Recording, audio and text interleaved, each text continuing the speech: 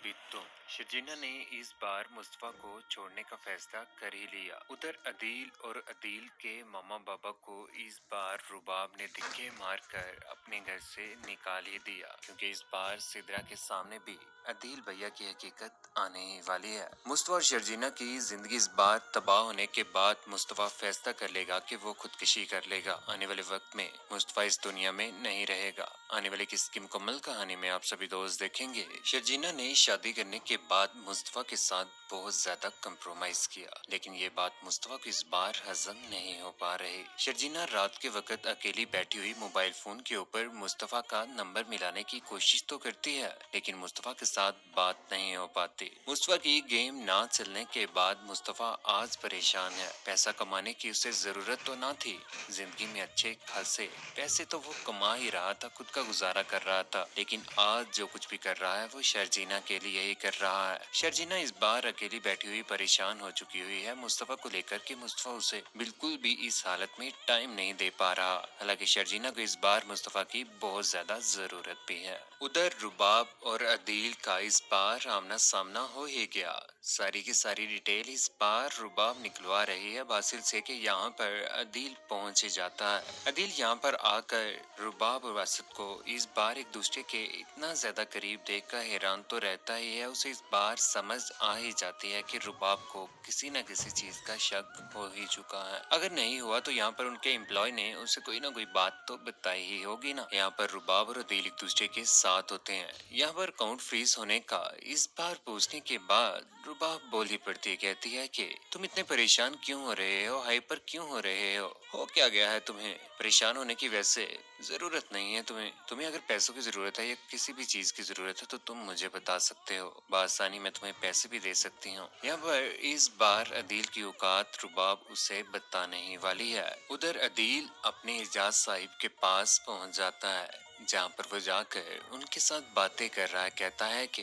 रुबाब का अचानक से ये वापस आ जाना और अपने अकाउंट को फ्रीज कर देना बिला वजह नहीं हो सकता। मुझे ऐसा लगता है कि उसे इस बार शक हो चुका हुआ है। जो कुछ भी हमारे पास है यहाँ पर पैसा, जो कुछ भी फ्रॉड जो हमने किया है, मुझे तो ऐसा लगता है कि रुबाब इस बार हमसे बदला लेने वाली है। इस बार डर तो उसे पड़ ही चुका हुआ है। परेशानी में आकर इस बार करेगा तो करेगा क्या?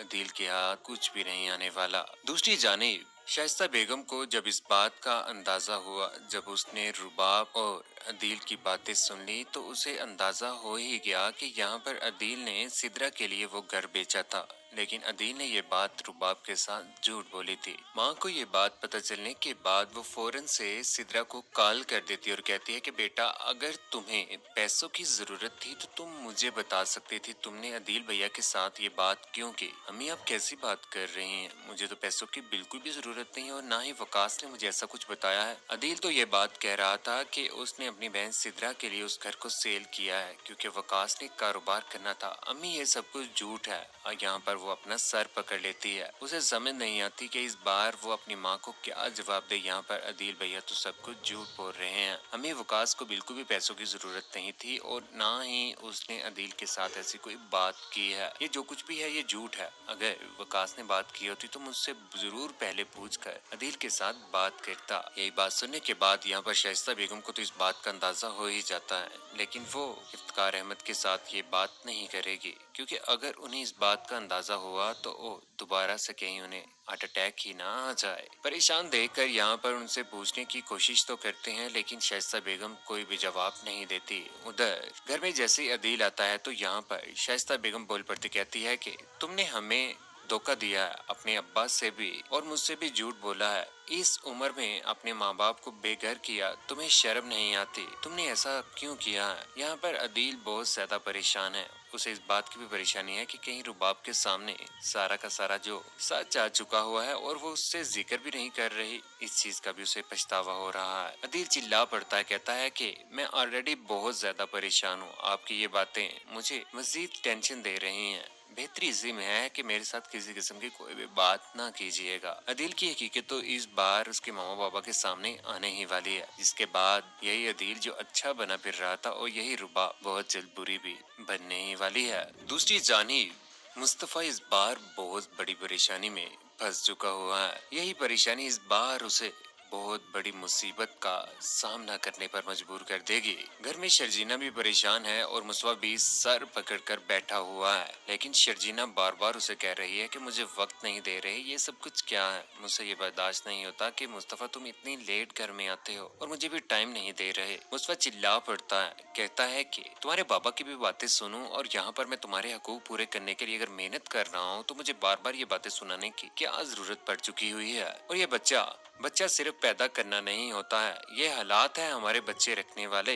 यहाँ पर शर्जीना बोल पड़ती है, वो काम लगा होता है। शर्जीना कहती है कि कह दो कि मुझे बच्चा नहीं चाहिए। यहाँ पर मुस्तफा बोल पड़ता है, कहता है कि हाँ नहीं चाहिए, बहुत ज्यादा गुस्से में होता है। शर्जीना की इस बार आंखों में आंसू आ ही जाते हैं कि इतनी बड़ी खुशी की खबर खुदा की जात ने जब उन्हें औलाद जैसी नेमत का बता ही दिया तो यहाँ पर मुस्तफा इस बात से जरा भी खुश नहीं है। आंखों में आंसू लिए हुए वो तो रो ही रही है, लेकिन मुस्तफा भी इस बार घर से बेकार होकर जॉब से भी और यहाँ पर शर्जीना भी इस बार उसका साथ छोड़कर जाने ही वाली है। शर्जीना इस बार अपने घर में वापस चले जाएगी मुस्तफा की इन हरकतों की वजह से। मुस्तफा हालात में इतना ज्यादा बदजन होकर रह जाता है, खुद से भी उसे समझ नहीं आती कि वो आखिर अपने साथ जुड़े हुए रिश्तों के साथ करे तो करे क्या। गुस्से में आकर घर से बाहर तो जा ही चुका है, शर्जीना भी अपने घर में चले जाएगी। घर में चले जाने के बाद वो बहुत ज्यादा परेशान होगी कि बार बार उसके अम्मी अब्बू से पूछने की भी कोशिश करेंगे, लेकिन वो बात नहीं बताएगी।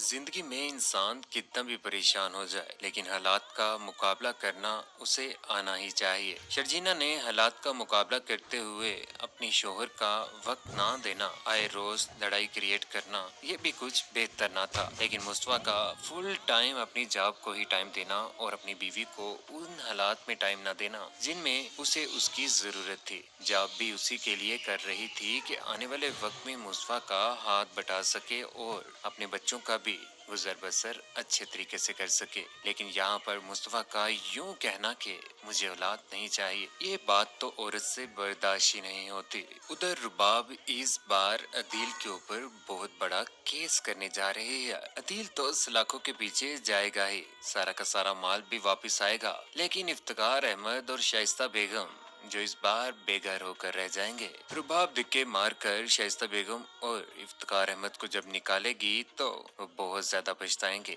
जिसके बाद वो अपनी ही बेटी सिद्रा के घर में चले जाएंगे। आखिर में ऐसा ही कुछ होगा, यूं के अदील तो सलाखों के पीछे चले जाएगा और इन माँ बाप को जब एहसास होगा कि उनका बेटा मुस्तफा वाकई ही सच्चा था और ईमानदार था, उससे माफी मांगने की कोशिश करेंगे, लेकिन वो मुस्तफा इस दुनिया में नहीं रहेगा। इंसान वक्त के ऊपर अच्छे इंसानों की कदर कर ले तो पूरे वक्त में उन्हें परेशानी का सामना नहीं करना पड़ता। होता कुछ यूं ही है जिंदगी में, हम जिन लोगों के ऊपर यकीन कर रहे होते हैं वो आस्तीन का साम तो होते ही हैं। अदील ने ये साबित कर दिया। रुबाब के साथ भी और अपने माँ बाप के साथ भी धोखा किया, उसकी सजा तो उसे मिल ही गई, लेकिन जिस तरह से मुस्तफा ने किया शर्जीना के साथ बहुत ज्यादा गलत किया है। कौन कौन चाहता था कि शर्जीना और मुस्तफा को बिल्कुल भी जुदा नहीं होना चाहिए। अदील को सलाखों के पीछे देखकर आप सभी दोस्तों को कैसा लगा?